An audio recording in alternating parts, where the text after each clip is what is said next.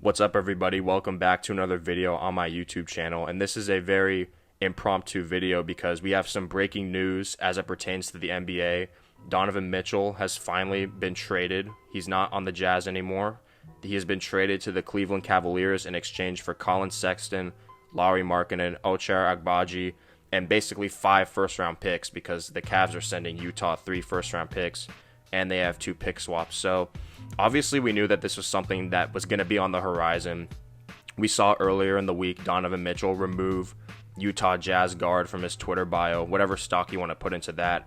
I didn't really put anything in it at the time, but it's been being discussed all offseason that Donovan Mitchell was a prime trade candidate because the Utah Jazz, they were coming off a season where they were the number 1 seed. They blew a 2-0 lead to the Clippers in the second round, excuse me. Then they lost, and then they came back this past year and lost in the first round to a Dallas Mavericks team. They lost in 6 games to a team that basically didn't even have Luka for half the series. They lost 4-2. And so that was kind of the indicator that, okay, this Jazz team has reached their ceiling. It's time to break it up. It's time to let these guys go their separate ways because something's obviously not working here. So the Utah Jazz trade Rudy Gobert to the Timberwolves. They get a haul for Gobert. And then now they traded Mitchell to Cleveland. So it's going to be, Utah's definitely going to be one of the worst teams in the league this year, just to keep it 100 with everyone. But they're going to have a lot of assets to work with. Colin Sexton is still a pretty good player. They just signed him to a contract extension, 4 years, $72 million. And so Donovan Mitchell going to the Cavs, it's an interesting dynamic because they have Colin Sexton already, who's a very good point guard. First-time All-Star last year, averaged around 20 and 8 assists. He has a really good game. He can create his own shot, get other guys involved. Then they have Isaac Okoro, a really good young forward. They got, and down low, they have Evan Mobley and Jared Allen. Evan Mobley, obviously last year, Rookie of the Year candidate. One of the best young defensive bigs in the game right now, I'd say, in terms of his shot blocking ability and how he can sort of patrol that paint area. And then you have Jared Allen, who was also a first-time All-Star last year. And we saw how Cleveland struggled during those times. Jared Allen wasn't playing because of injury and how that impacted their defense. So having the two of those guys, Jared Allen and Evan Mobley, down low, it's kind of almost a similar situation for Donovan Mitchell because he had Rudy Gobert in Utah to sort of take care of everything down low defensively, even though it didn't work out as good in the playoffs because teams kind of exposed Gobert. But Jared Allen and Evan Mobley are a little more athletic, so it could possibly be a bit better come playoff time because I do believe the Cavs will be making the playoffs. And in my last video, or before I get to that, Donovan Mitchell obviously is going to be counted on to be the number 1 scorer on this team. That's his specialty. He has a very unique offensive game at like 6'1", I think. He's able to get to the basket. He can create his own shot off the dribble, hit threes, hit mid-ranges. And he's had some very big playoff moments, even though his teams have sort of struggled to get over that hump of making a conference finals.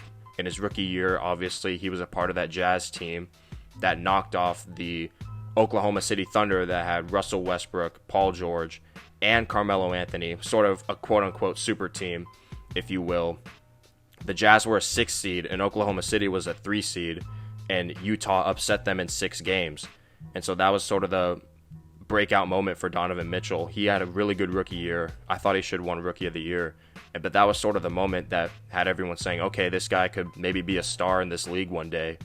And then they lost to the Rockets in the second round. But then in the bubble, obviously, they had a 3-1 lead over the Nuggets, who went to the conference finals. In that game, Donovan Mitchell and Jamal Murray were basically trading superstar performances. And Mitchell scored 57 points in a playoff game, second most ever behind MJ's 63. So Donovan Mitchell can play in the playoffs, even though the Jazz collectively as a unit weren't able to get over the hump. And I think JB Bickerstaff's coaching in Cleveland, he'll be able to get the most out of them. And so, as I was saying in my last video when I was talking about the Nets, the East is going to be very competitive this year. So Cleveland's obviously going to be really good. Then you still have Boston, Milwaukee, Miami, Philadelphia, all teams that, if they're healthy, have a legitimate shot to win the East, and you can't count out, obviously, Atlanta. They made the DeJounte Murray trade. The Cavs and the Hawks, I don't put them in that championship contender tier. I still think the main contenders in the East are the Bucks, the Celtics, and the Sixers. You have to put the Nets in there as a potential championship favorite, but I'll believe it when I see it when it comes to the Nets, because all the hypotheticals with them that have been going on in the last 3 years, if so-and-so was healthy, if blah, blah, blah, it's just, you got to go out and do it. So, yeah, the Cavs are going to be really good, and this is a huge trade because the NBA is about its stars, and when a star player like Donovan Mitchell goes to a new team, it makes things exciting. So the Cavs are going to be really good. They should definitely be a team to watch out for. And I think they'll definitely make the playoffs. And then once they get in, it's who knows at that point. They have really good players. They were really good defensively last year. And Donovan Mitchell, not the best defender, but I think his offensive prowess and his sort of ability on that end will kind of shade his defensive liabilities, if you will. And so the next thing that I wanted to talk about is Gilbert Arenas and the lies that he spewed on his podcast with Lakers assistant coach Phil Handy, I think it was.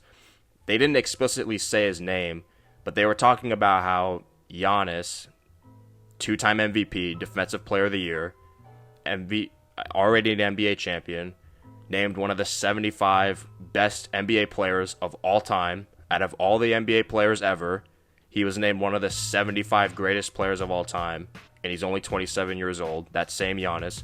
They were talking about how he doesn't understand basketball yet, and how he hasn't improved on his game at all, which I think is just the biggest BS I've ever heard ever. That might be, I don't know, that might be the worst take in NBA history. I'm a huge Giannis fan, so I may be a little biased in saying that, but I just don't get how you could say that. Maybe back when he lost to Toronto in 2019, when they had that 2-0 lead, they lost 4 straight, and then when he lost to Miami in the bubble, they were losing for sort of the same reason. It was because their offense was really predictable. It was Giannis, top of the key, driving kick.